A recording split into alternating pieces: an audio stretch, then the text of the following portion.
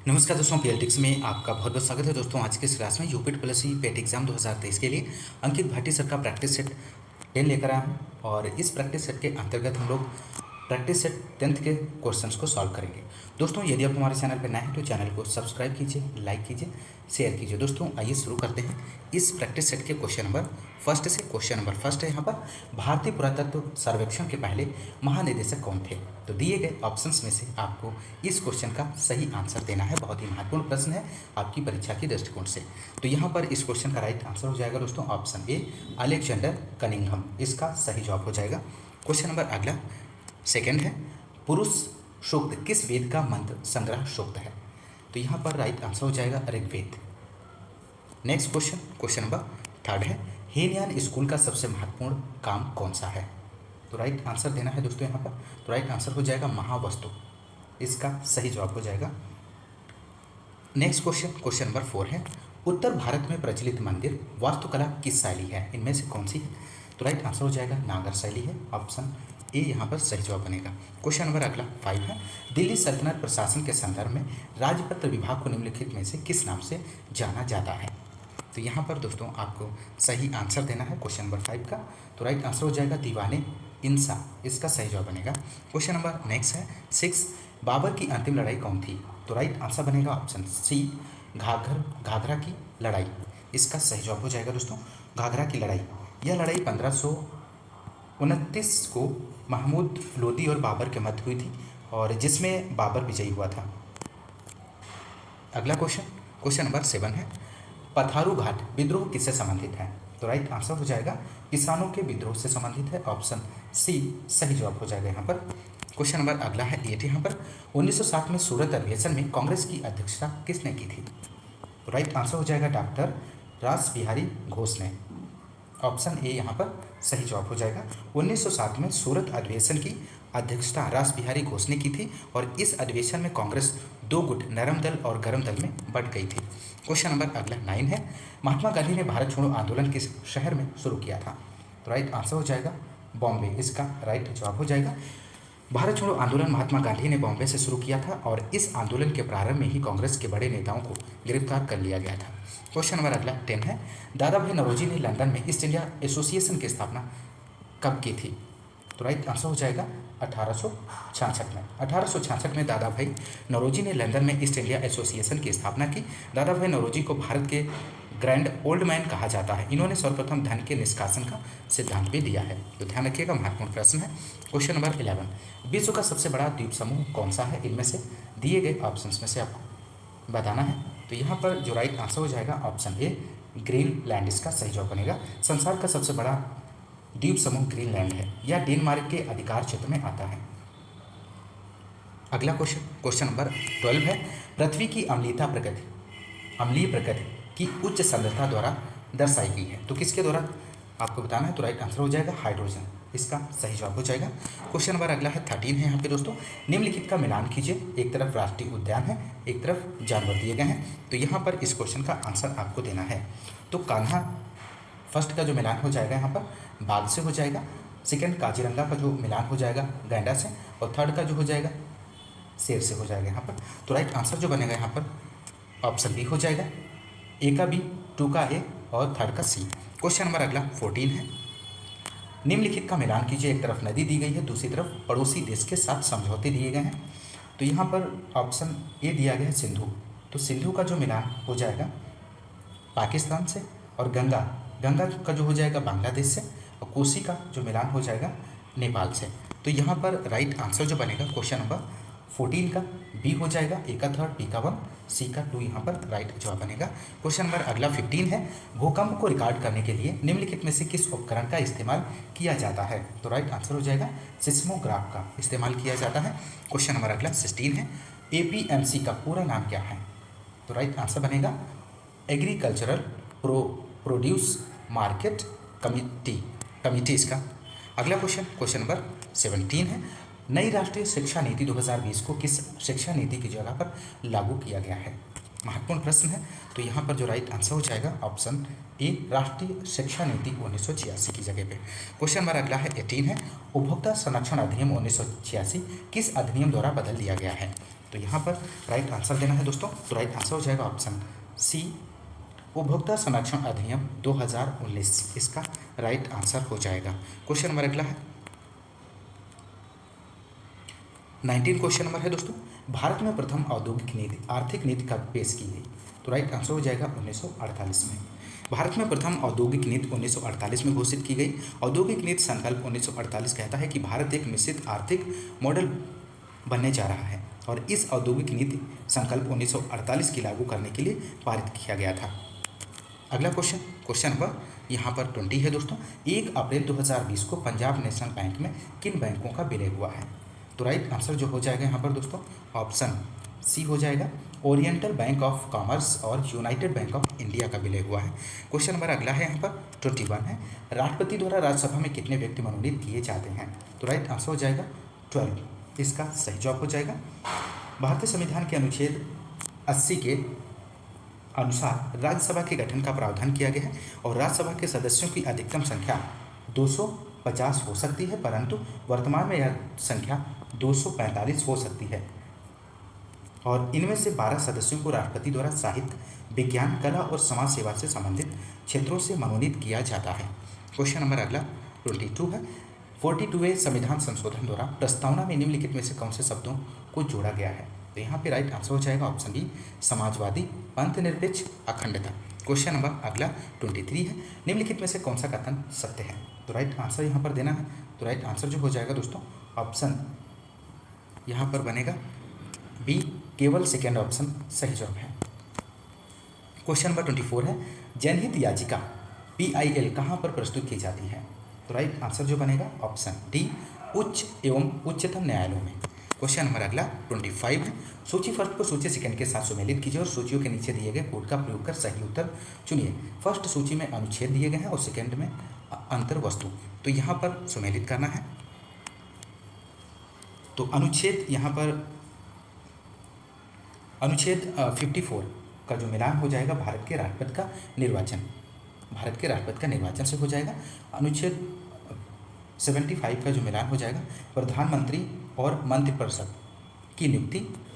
Option C यहाँ पे दिया गया अनुच्छेद 155 राज्य के राज्यपाल की नियुक्ति से, और अनुच्छेद 164 जो है राज्य के मुख्यमंत्री और मंत्रिपरिषद की नियुक्ति।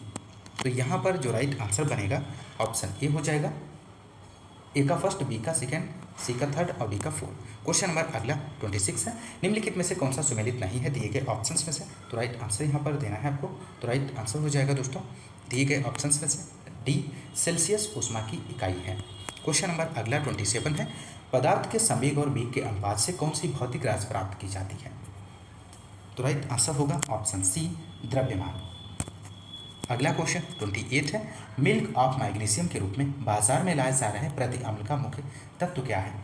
तो यहाँ पर जो राइट आंसर हो जाएगा ऑप्शन डी हो जाएगा, MgOH का होल ट्वाइस। अगला क्वेश्चन नंबर 29 है, निम्नलिखित में से कौन सा युग्म गलत है दिए गए ऑप्शंस में से? तो यहाँ पर राइट आंसर जो हो जाएगा यहाँ पर D, zinc sulphide philosopher Wolf, यहाँ पर सही जवाब हो जाएगा। सिल्वर आयोडाइड कृत्रिम वर्षा के लिए प्रयुक्त रसायन है और हॉर्न सिल्वर चांदी का अयस्क है। इसका रासायनिक सूत्र की बात करें तो AgCl है और इसे सेरा गोयराइट के नाम से जाना जाता है। नीला तथा कॉपर सल्फेट को कहा जाता है, आप लोग ध्यान रखिएगा। क्वेश्चन नंबर 30 है, कौन सा विटामिन वर्षा में घुलनशील है? तो यहाँ पर जो राइट आंसर हो जाएगा ऑप्शन ए, विटामिन ए इसका सही जवाब हो जाएगा। नेक्स्ट क्वेश्चन नंबर 36 है यहाँ पे दोस्तों, रुग्ण का विलोम शब्द है, इनमें से आपको बताना है। तो राइट आंसर यहाँ पर बनेगा रुग्ण का, यहाँ पर राइट आंसर बनेगा बी, स्वस्थ होता है। अगला क्वेश्चन नंबर 37 है, इनमें मदिरा का पर्यायवाची कौन सा शब्द नहीं है दिए गए ऑप्शंस में से? तो राइट आंसर हो जाएगा अमी शब्द मदिरा का पर्यायवाची नहीं है या अमृत का पर्यायवाची शब्द है। क्वेश्चन नंबर अगला 38 है, जिसके बराबर कोई ना हो तो उसे क्या कहेंगे, तो उसे अनुपम कहेंगे। और जिसके बराबर कोई ना हो के लिए एक शब्द अनुपम है। क्वेश्चन नंबर अगला 39, निम्न में से कौन सा आदि और व्याधि शब्द युग में आदि का अर्थ है। तो आदि का अर्थ यहाँ पर हो जाएगा मानसिक कष्ट। क्वेश्चन नंबर अगला 40 है, रीत्यानुसार शब्द का संविच्छेद क्या होगा। तो राइट आंसर हो जाएगा रीति प्लस अनुसार बराबर होता है रीत्यनुसार, और इसमें यह संधि है। तो राइट आंसर ऑप्शन ए बनेगा यहाँ पर। क्वेश्चन नंबर अगला डायरेक्शन है 41 से 42, read the passage and answer the given question in the history of Britain the period from 1837 to 1901 is known as the Victorian age. तो यहाँ पर पैसेज दिया गया है, इसे आप पढ़ लीजिए। इसके नीचे दिए गए क्वेश्चंस के आंसर को यहाँ पर देख लेते हैं। क्वेश्चन नंबर 41 है, द पीरियड बिटवीन 1837 से 1901 वाज नोन एज द। तो राइट आंसर जो होगा यहाँ पर option D, the Victorian as. Question number अगला 42 है, the word popular in the passage means. तो राइट आंसर हो जाएगा सक्सेसफुल। क्वेश्चन नंबर अगला 43 यहाँ पर दिया गया है, ए पीरियड ऑफ 1000 ईयर्स। तो राइट आंसर हो जाएगा मिलेनियम हो जाएगा यहाँ पर।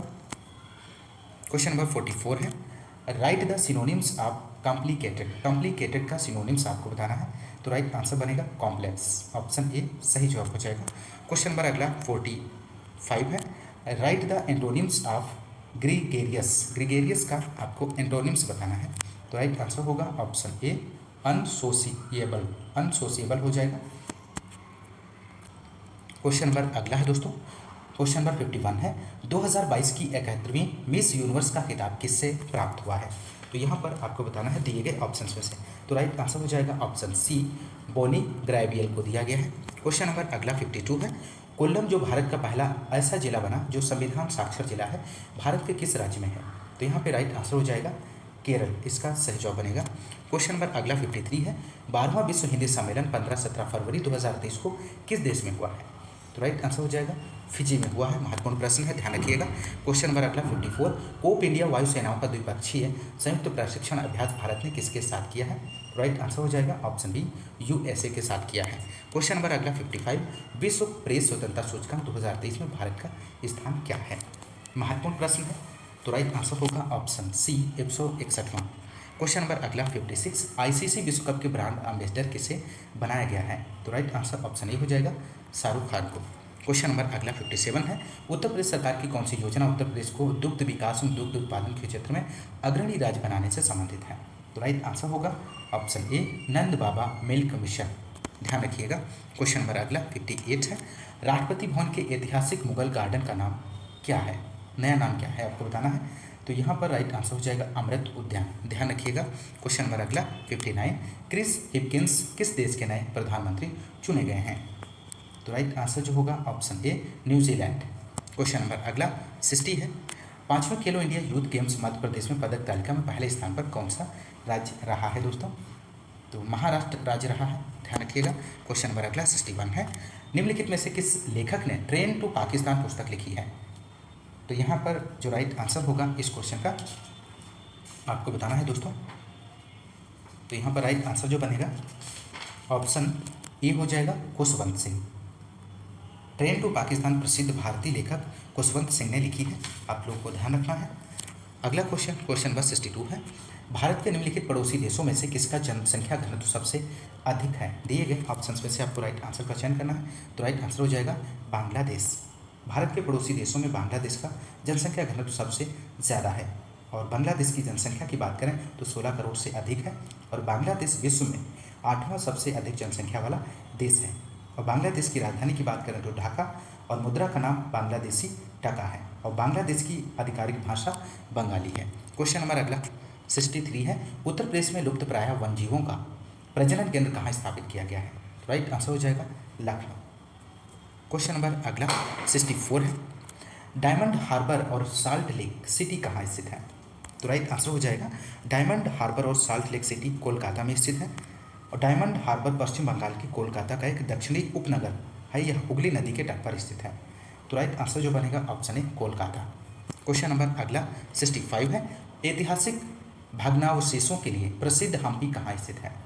तो यहाँ पर राइट आंसर बनेगा ऑप्शन ए, कर्नाटक। हम्पी कर्नाटक राज्य में स्थित है। क्वेश्चन नंबर अगला 66, भारत में राष्ट्रीय उपभोक्ता दिवस कब मनाया जाता है? तो राइट आंसर हो जाएगा ऑप्शन बी 24 दिसंबर को। अगला क्वेश्चन 67 है, राज्यसभा के महासचिव की नियुक्ति इनमें से किसके द्वारा की जाती है दोस्तों? तो राइट आंसर हो जाएगा राज्यसभा के सभापति के द्वारा की जाती है। क्वेश्चन नंबर 68 है, केरल के किस मंदिर का इसका अपना हाथी अभ्यारण्य है? मोस्ट इंपोर्टेंट प्रश्न है। तो राइट आंसर जो बनेगा यहाँ पर गुरुवायूर मंदिर, केरल राज्य के गुरुवायूर मंदिर में इसका अपना हाथी अभ्यारण्य है। और गुरुवायूर केरल राज्य के त्रिशूर जिले में स्थित एक नगर है जहाँ भगवान गुरुवायूरप्पन भगवान कृष्ण का बाल रूप का मंदिर है। तो आप लोग ध्यान रखिएगा। अगला क्वेश्चन नंबर 69 है,